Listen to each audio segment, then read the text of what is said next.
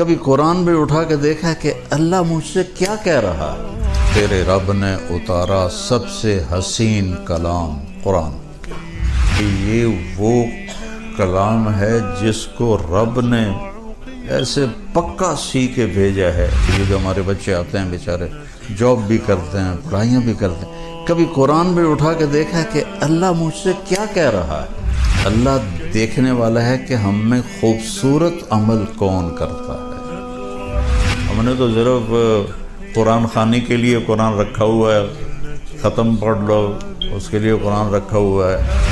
مولوی صاحب بیان کر رہا تھا یوسف علیہ السلام کا قصہ کہ یوسف علیہ السلام کو ان کے بھائیوں نے کنویں میں ڈالا، تو وہ ہمارے ہاں طرز بھی لگاتے ہیں، جب یوسف علیہ السلام انہوں نے بھائیوں نے کنویں چڑھا تے آواز آئی، اگو بھول گیا لَتُنَبِّئَنَّهُمْ بِأَمْرِهِمْ هَٰذَا، تو آواز آئی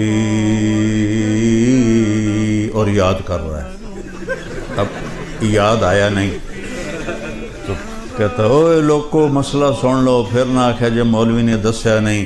جب یوسف علیہ السلام انہوں نے بھائیوں نے کھوئے سٹیا تے آواز آئی، اب پھر بھول گیا، پھر کہتا ہے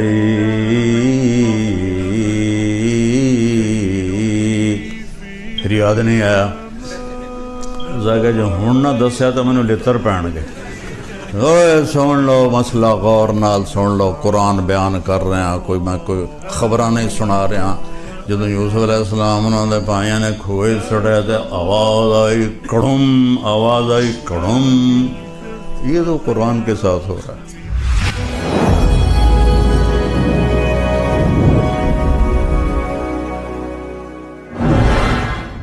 تھوڑا سا میں نے آپ کو بتایا کہ کہنے والا کون ہے اور کتاب کون سی ہے۔ ہم نے تو صرف قرآن خوانی کے لیے قرآن رکھا ہوا ہے، ختم پڑھ لو، اس کے لیے قرآن رکھا ہوا ہے، اور ہمارے بیچارے قرآن جیسا مظلوم کم از کم بر صغیر میں تو شاید ہی کہیں ہو، بالکل ان پڑھ خطیب بن کے بیٹھے تقریریں کر رہے ہوتے ہیں۔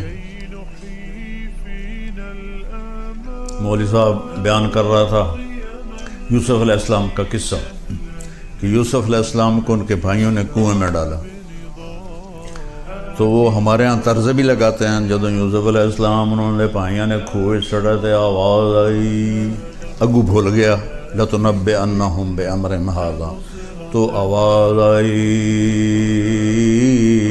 اور یاد کر رہا ہے، اب یاد آیا نہیں تو کہتا ہے اوے لوگو مسئلہ سن لو، پھر نہ آکھیا جے مولوی نے دسیا نہیں۔ جب یوسف علیہ السلام انہوں نے بھائیوں نے کھوئے سٹیا تو آواز آئی، اب پھر بھول گیا، پھر کہتا ہے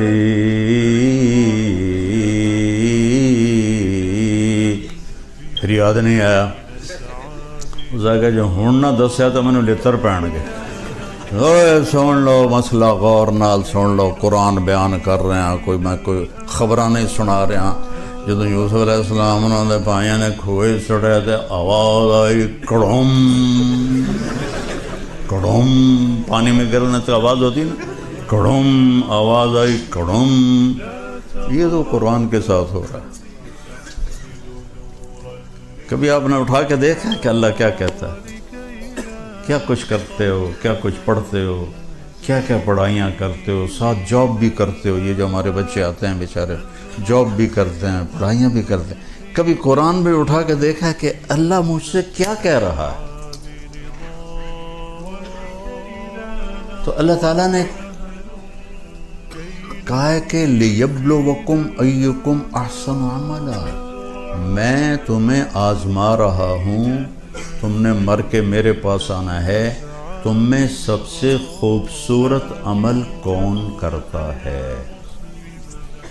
یہ نہیں کہا تم میں زیادہ عمل کون کرتا ہے، تم میں خوبصورت، زیادہ خوبصورت عمل کون کرتا ہے۔ صحابہ اتنے عبادت گزار نہیں تھے جتنے تابعین تھے، صحابہ کا اتنا علم نہیں تھا جتنا تابعین کا تھا۔ حضرت خالد بن ولید جیسی شخصیت فجر کی نماز پڑھائی، تھوڑا سا قرآن ایک جگہ سے پڑھا، تھوڑا سا ایک جگہ سے، تھوڑا سا ایک جگہ سے، اس طرح کر کے فجر کی نماز پوری کی، اور سلام پھیر کر کہنے لگے بھائی جہاد نے مجھے قرآن بھی نہ سیکھنے دیا۔ اور بعد میں کتنے بڑے بڑے علامہ آئے، لیکن وہ کسی ایک صحابی کے برابر نہیں ہو سکتے کہ صحابہ تھے احسن عملا، ان کا عمل ان پر نور نبوت پڑا تھا۔ تو نور نبوت کی روشنی اور ان لائٹوں کی روشنی میں تو بہت بڑا فرق ہے۔ تو صحابہ تھے احسن عملا، بعد کے لوگ تھے اکثر، کسی صحابی نے 40 سال فجر کے عشاء کے وضو سے فجر نہیں پڑھی، کسی صحابی نے۔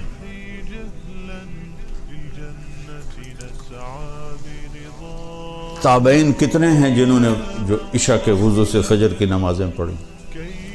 تو اللہ تعالیٰ ہمیں ہمارا پیپر ہو رہا ہے تو میں خلاصہ کر کے بتا رہا ہوں کہ ہم میں سے زیادہ خوبصورت عمل کون کرتا ہے۔ ایک واقعہ سناتا ہوں۔ تبوک کے موقع پر آپ نے فرمایا چندہ اکٹھا کرو۔ حضرت عثمان رضی اللہ تعالیٰ عنہ نے 10,000 سپاہیوں کا کھانا پینا انتظام کیا اور 300 دینار اوپر دیے۔ تو ہمارے نبی ایسے آپ کے دیناروں کو ایسے ان سے کھیل رہے تھے، وہ فرما رہے تھے ما علی عثمان اللہ یعمل بعدا، عثمان آج کے بعد تو کچھ بھی نہ کر، تیری جنت واجب ہوگی۔ عبد الرحمن بن عوف اپنا سارا مال اٹھا کے لے کر آئے اور پورا مال صدقہ کر دیا۔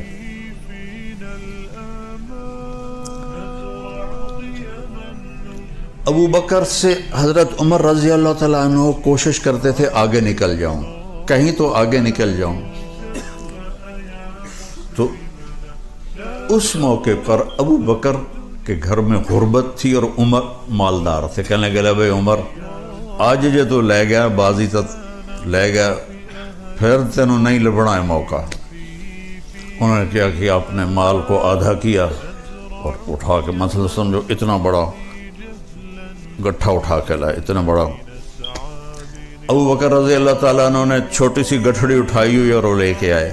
اب دونوں مال سامنے پڑے ہوئے ہیں، ایک یہ مثال ہے، اتنا ہے، ایک اتنا ہے، تو اندھے کو بھی نظر آ رہا ہے ابو بکر تھوڑا لایا ہے اور عمر زیادہ لایا ہے۔ اب اگر سوال میرے نبی یہ کرتے عمر کتنا لائے ہو، ابو بکر کتنا لائے ہو، تو ابو بکر ہار گئے تھے اور عمر جیت گئے تھے۔ اور اللہ اس رسول کو پتہ ہے کہ اصل قصہ کیا ہے، تو آپ نے سوال ہی بدل دیا جو اس موقع کا ہے ہی نہیں، بنتا ہی نہیں۔ عمر پیچھے کیا چھوڑ کے آئے؟ اور کوئی میں مدارس اللہ میرے ذریعے سے چلوا رہا ہے، کوئی ہمیں آ کے چندہ دیتا ہے تو ہم پوچھتے ہیں جی کتنے ہیں؟ یہ پوچھ سکتے ہیں کہ پیچھے اور بینک میں کتنے ہیں؟ اگر یہ پوچھ لیا پیچھے اور کتنے نہ کہ اے ویڈیو میں 2 نمبر ہی کام لگ گئے تو اس میں نے فراڈیے لگ دے ہو۔ تو آپ دیکھو میرے نبی نے کیا مال کیا، عمر پیچھے کیا چھوڑا ہے۔ حضرت عمر جو پہلے ایسے کھڑے تو نالی اینج ہو گئے، تو ان کو پتہ لگ گیا بھائی میں ہار گیا۔ کہنے لگے جی آدھا چھوڑ کے آیا ہوں، آدھا لے کے آیا ہوں۔ ابو بکر تم کیا پیچھے چھوڑ کے آئے ہو؟ کہا جی ترکت اللہ و رسولہ، میں تو اللہ اس کے رسول کو چھوڑ کے آیا ہوں، باقی سارا لے کے آ گیا ہوں۔ تو عمر کہنے لگے ابو بکر میں تو اس سے آگے نہیں نکل سکتا۔ یہ بات میری واضح ہو گئی کہ اللہ دیکھنے والا ہے کہ ہم میں خوبصورت عمل کون کرتا ہے۔ کثرت بھی مطلوب ہے، لیکن اصل جو وزن پڑنے والا ہے وہ خوبصورتی کا ہے۔ قرآن میں 25 دفعہ احسن کا لفظ آیا ہے، اور خوبصورتی کے لیے ایک لفظ ہے حسن، خوبصورت، ایک ہے حسین، بہت خوبصورت، ایک ہے احسن، سب سے زیادہ خوبصورت۔ تو احسن کا لفظ قرآن میں 25 دفعہ آیا ہے۔ اور ایک آیت میں نے پڑھی تھی لَقَدْ كَانَ لَكُمْ فِي رَسُولِ اللَّهِ أُسْوَةٌ حَسَنَةٌ، آپ یہاں اچھی لائف کے لیے آئے ہیں۔ اتنا ہی پتہ بھائی بھانڈے بھی آپ پہ ہی دھونے پڑیں گے،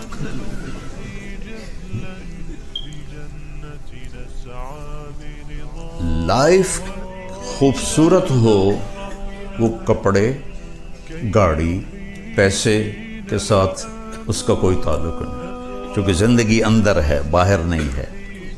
یہاں اندر جب اندھیرا ہوگا تو باہر روشنی نہیں ہوگی۔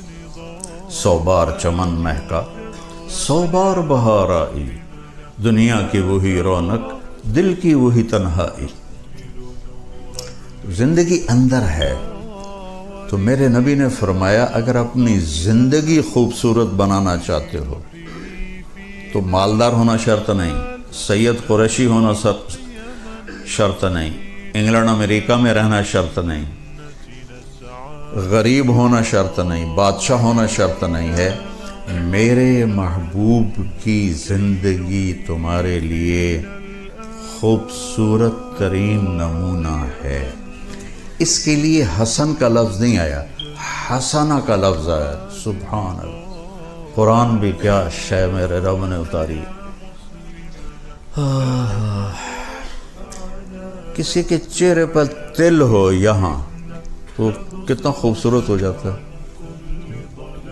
ہماری فیملی میں ایک بچی تھی، اس کے چہرے پر تل تھا، تو اس کی خالہ کی بیٹی تھی، اس کے چہرے پر نہیں تھا، کہتی پتر اے میری بیٹی دی گال دینا، اپنی گال ملا دے، شاید یہ تو بھی تیل آ جائے۔ تو چہرے کا وہ تل جو پورے چہرے کو حسین بنا دیتا ہے اسے عربی میں حسنہ کہتے ہیں۔ حسنہ، حسن، یہی ہم سے منگوایا قرآن میں، ربنا آتنا فی الدنیا حسنا نہیں کہا، حسنتاً فی الآخرۃ حسنتاً وقنا عذاب النار۔ کہ زندگی کو اگر خوبصورت بنانا ہے تو اپنے نبی کے طریقے پر آ جاؤ۔ مجھ سے ایک آدمی کہنے لگا آپ کو کون سا شاعر پسند ہے؟ میں نے کہا اقبال۔ کہنے لگا اس کے اشعار میں سب سے اعلیٰ شعر کون سا ہے آپ کے نزدیک؟ میں نے کہا کہ محمد سے وفاتوں نے تو ہم تیرے ہیں، یہ جہاں چیز ہے کیا لوح و قلم تیرے ہیں۔ تو حسنہ، اگر لائف اتنی خوبصورت بنانا چاہتے ہو کہ لوگ بھی دیکھ کر ان کو مزہ آئے، یار کیا خوبصورت لائف ہے، تو میرے نبی کی غلامی میں آؤ، میرے نبی کے طریقے پر آؤ، تو تم چہرے کا تل بن جاؤ گے لوگوں میں، ایسے حسین پرکشش بن جاؤ گے۔ اللہ اپنے بارے میں کہتا ہے فتبارک اللہ احسن الخالقین۔ چند مثالیں دے دیتا ہوں لفظ احسن۔ سب سے اعلیٰ حسین خالق ہے اللہ۔ ومن احسن من اللہ حکما لقوم یؤمنون۔ سب سے خوبصورت فیصلہ کرنے والا ہے اللہ۔ اللہ اپنے بارے میں کہہ رہا ہے صبغۃ اللہ ومن احسن من اللہ صبغہ۔ تیرے رب کا رنگ، اس سے حسین رنگ اور کس کا ہو سکتا ہے؟ محمد مصطفیٰ صلی اللہ علیہ وسلم کی طرف اشارہ ہے۔ اللہ احسن، اللہ نے اپنے نبی کو کہا احسن، پھر کہا اللہ نزل احسن الحدیث، تیرے رب نے اتارا سب سے حسین کلام قرآن، سب سے حسین کلام قرآن۔ یہ بہت خوبصورت۔ حضرت عثمان رضی اللہ عنہ فرمایا کرتے تھے کہ لوگوں کو قرآن کا پتہ چل جائے تو زندگی بھر قرآن سے آنکھیں نہ ہٹائیں، نظریں نہ ہٹائیں۔ تو ہمارا تو ہم ویسے ہی اجمی ہیں، ہم اجمی تو اجمی ہیں۔ اب عرب کے بدوؤں کا حال یہ ہے، ابن جوزی نے لکھا ہے کہ وہ امام صاحب نماز، یہ صحیح واقعہ ہے، ایسا لطیفہ نہیں، امام نماز پڑھا رہا تھا تو انہوں نے سورہ نوح شروع کی، انا ارسلنا نوحا الی قومہ، تو آگے بھول گئے، تو پھر انہوں نے دوبارہ دہرایا انا ارسلنا نوحا الی قومہ، کسی نے لقمہ بھی نہیں دیا، وہ پھر بھول گئے، پھر تیسری دفعہ پڑھا انا انزلنا نوحا الی قومہ۔ پیچھے ایک بدو عرب کھڑا تھا، کہنے لگا جو نوح نہیں جانتا تھا کسی ہور نو گل دے۔ یہ صحیح واقعہ ہے، لطیفہ نہیں ہے۔ اِلَّمْ يَذْهَبْ نُوحٌ فَأَرْسِلْ غَيْرَهُ، تو عربوں نے یہ حال کیا ہوا ہے تو ہمارا کیا حال ہوگا؟